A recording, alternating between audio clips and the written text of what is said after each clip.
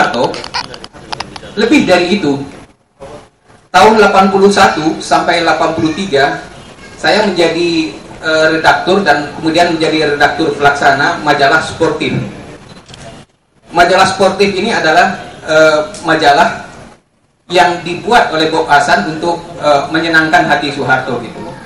Waktu PON dan Soeharto mengatakan bahwa dia tidak mau lagi hadir di dalam pertandingan sepak bola dan mengatakan bahwa ada olahraga yang lain yang lebih baik untuk dikembangkan, yaitu atletik. Dan Bob Hasan menindaklanjuti upaya ini dengan membuat majalah yang namanya Sportif.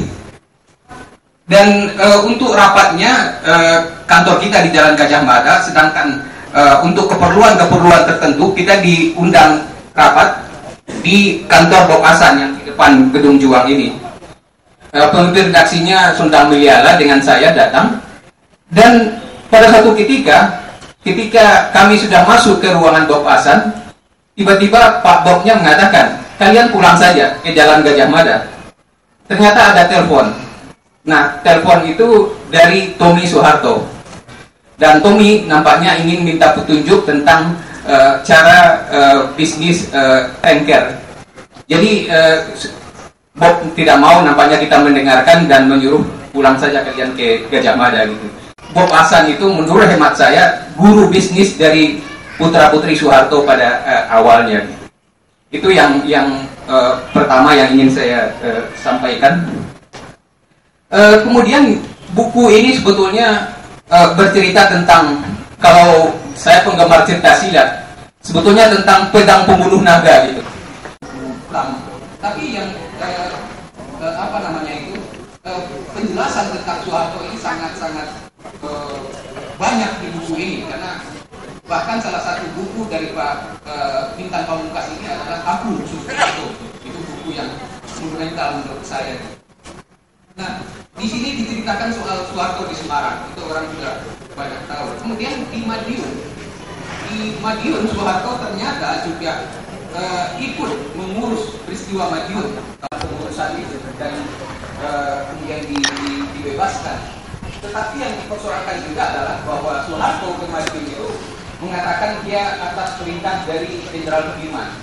Tetapi di dalam buku ini tidak terbukti bahwa memang ada perintah tertulis yang diberikan oleh Jenderal Sudirman. Nah, saya sebetulnya ingin menambahkan bahwa keterlibatan Soeharto itu lebih serius dari itu.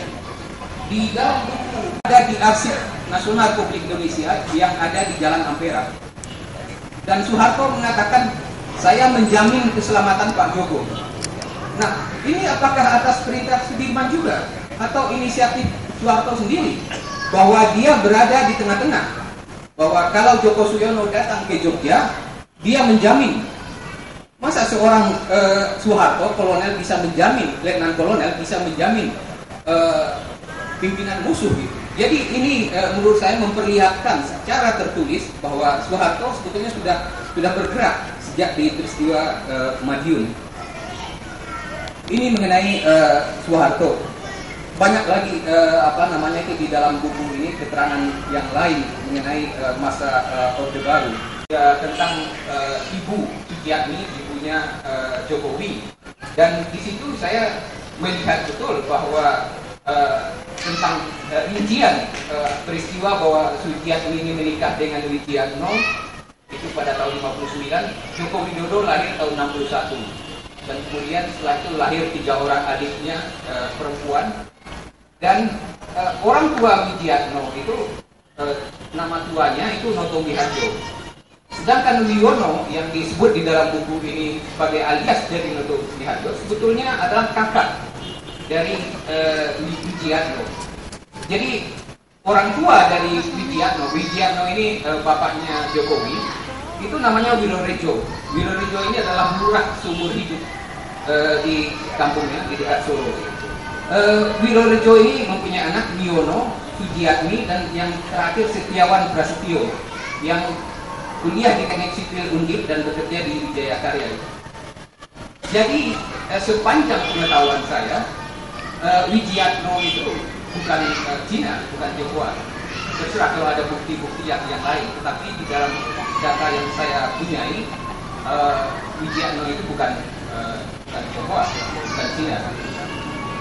Kemudian yang lain, yang bagian yang lain yang saya agak berbeda pendapat dengan Pak Bintang di sini mengenai masalah Tionghoa di Indonesia. Saya mendukung kali ini mendukung Kepres yang dikeluarkan oleh SBY tentang Tiongkok dan Tionghoa. Kita beda pendapat dengan Pak Bintang di sini, karena saya melihat tadi kan sudah diceritakan juga bagaimana setelah Orde Baru atau pada masa awal Orde Baru, Tiongkok atau Cina yang atau Republik Rakyat Tiongkok yang dianggap musuh, yang membantu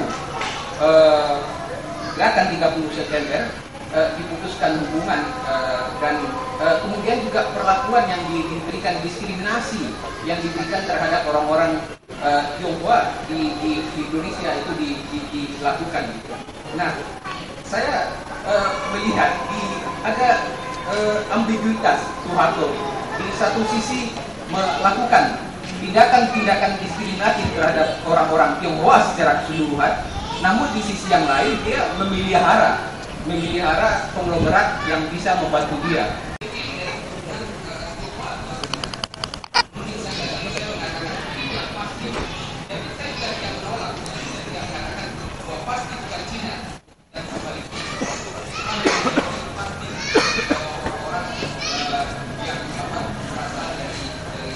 Lebih elegan gitu. Kita perlu melakukan affirmative action. Bagaimana supaya mereka-mereka yang kaya raya itu juga bisa berpartisipasi di dalam ekonomi Indonesia.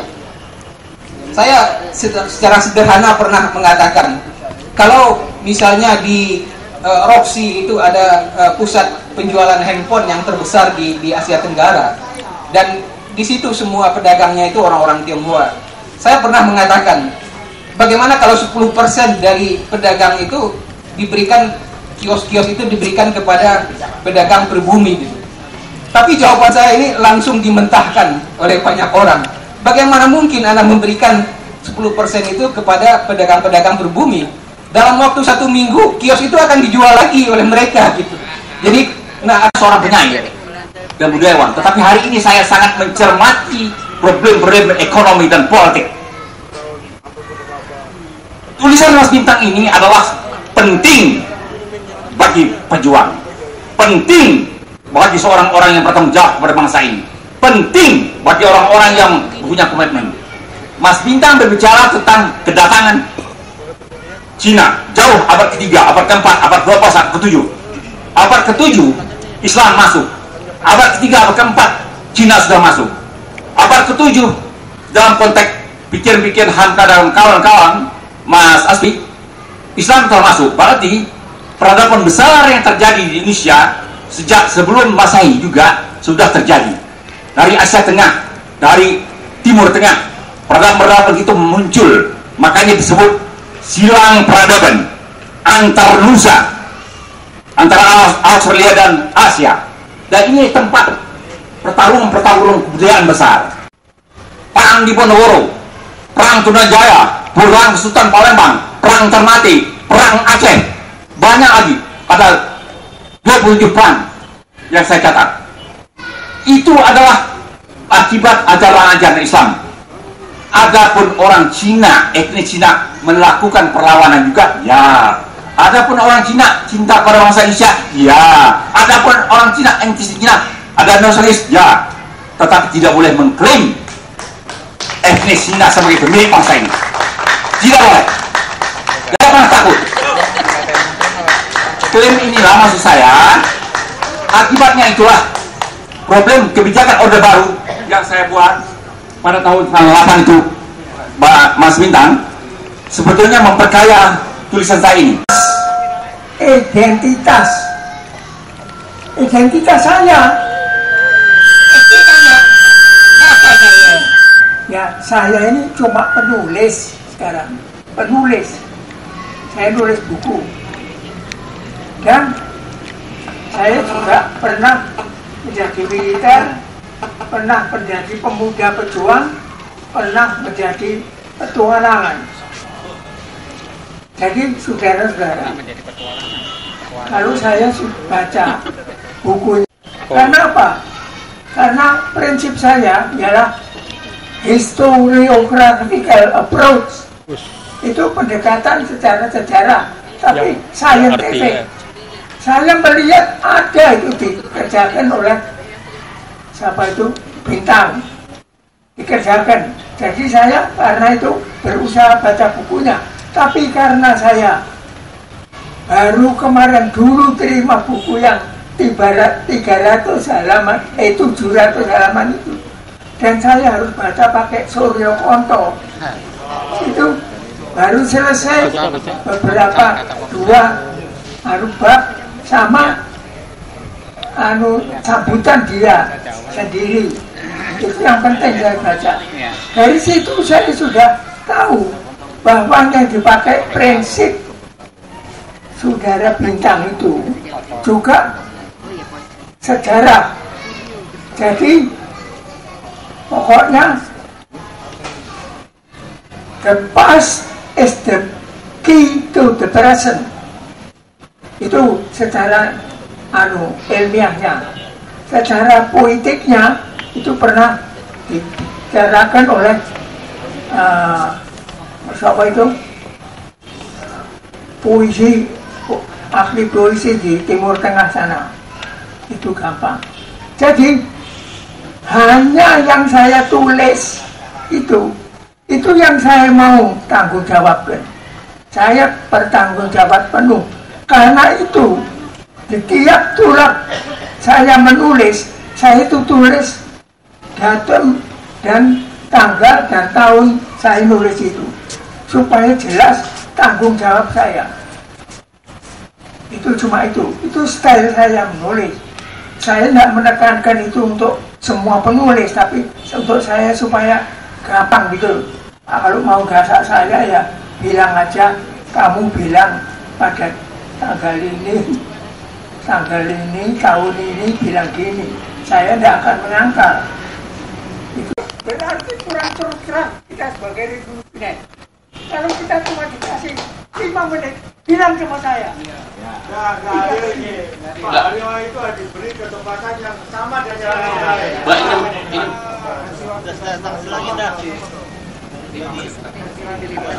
Enggak ada mau gitu ya, selesai. Terus Pak. Kalau semua setuju saya kan teruskan. Terus. Oke. Suara rakyat tak perlu.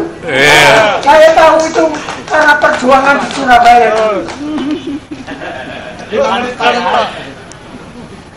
Begini, nggak ada tapi-tapian. Jadi tadi gabung itu karena sudah dididik sama bapaknya yang nasionalis tadi.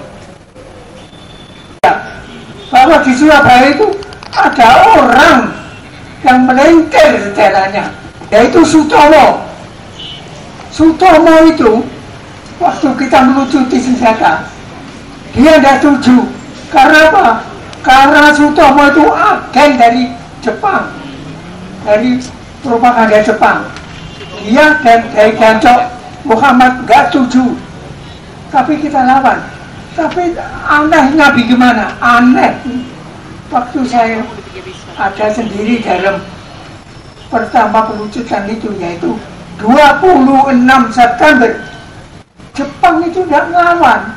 Jepang itu cuma berdiri tegak pakai bayonet, tapi tidak ngelawan. Kita ambil senjata, diam aja. Terus kita narik kesimpulan bahwa di antara Jepang itu tidak semua fasis, ada yang nasionalis yang menginginkan bahwa kita dapat senjatanya untuk membalas Jepang neokolonialis. Itu masih panjang, saudara, ceritanya. Tapi saya tidak mau itu. Semua sudah saya tulis. Bisa baca silakan dalam buku saya yang berjumlah 30, termasuk novel-novel yang historis juga. Perkara jelek apa enggak, terserah pada saudara.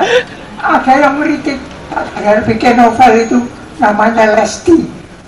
Saya pernah, ada yang bikin, anak muda yang kritik. Lesti itu barangkali lesbian. Terserah. Tapi bacalah. Nah, tapi kalau kurang baik ya bilang. Saya akan perbaiki, sebab saya masih hidup. Sebentar lagi saya mati. Saya tahu itu. Tidak bisa saya hindari. Saya sebentar mati.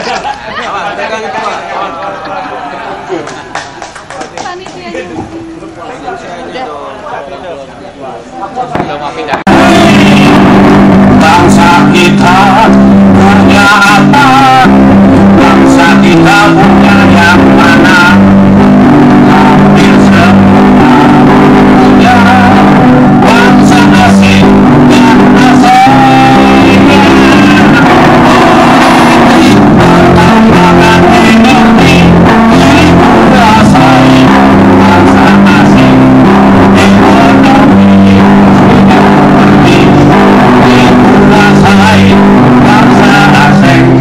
Apakah ini pertanda bahwa petaka negara sudah ada contohnya? Bangsa yang menggunakan negaranya di Medan Mongolia sudah kehilangan negaranya. Bangsa India, Amerika lama kehilangan negaranya. Sungguh kita tak berdaya.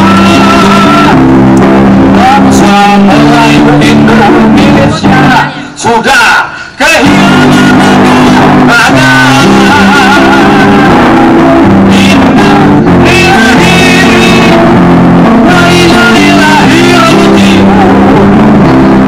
Bangsa Melayu Indonesia sudah kehilangan negaranya.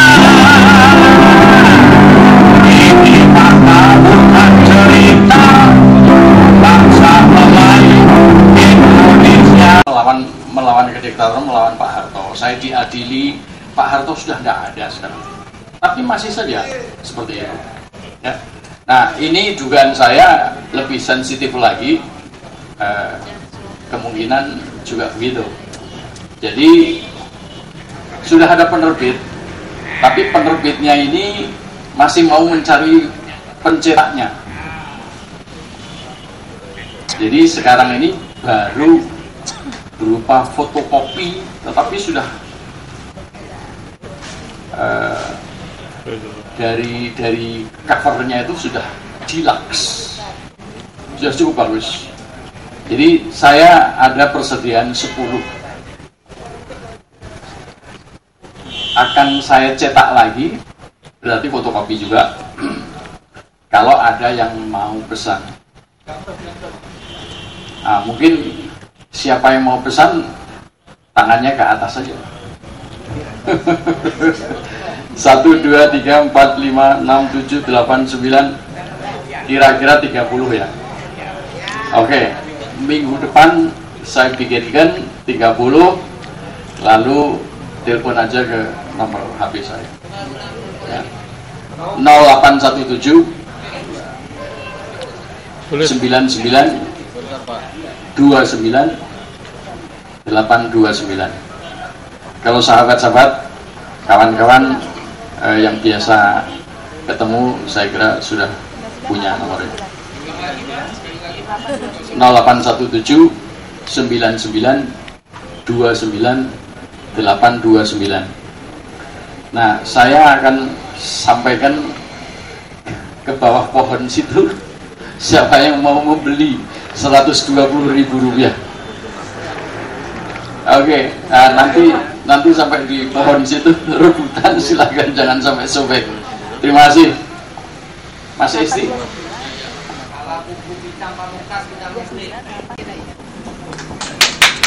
Terima kasih Mas Alwi, Pak Aswi, Bung Marwan. Yang saya pikir perlu saya sampaikan soal kerusuhan tadi. Saya berharap ada kerusuhan. Karena apa? Karena sistem kekuasaan partai ini sebetulnya sudah tidak betul. Yang bikin rusak republik ini adalah siklus kekuasaan partai ini dengan undang-undang kepartaian dan undang-undang pemilunya. Tidak menjamin. Sebagai akibatnya, hanya orang-orang kaya berduit yang bisa membuat partai, lalu dengan sombongnya mengatakan aku calon presiden. Ini jelas bukan keinginan rakyat. Nah, inilah rusaknya republik itu karena sistem kepartaian dan sistem pemilihan umum ini.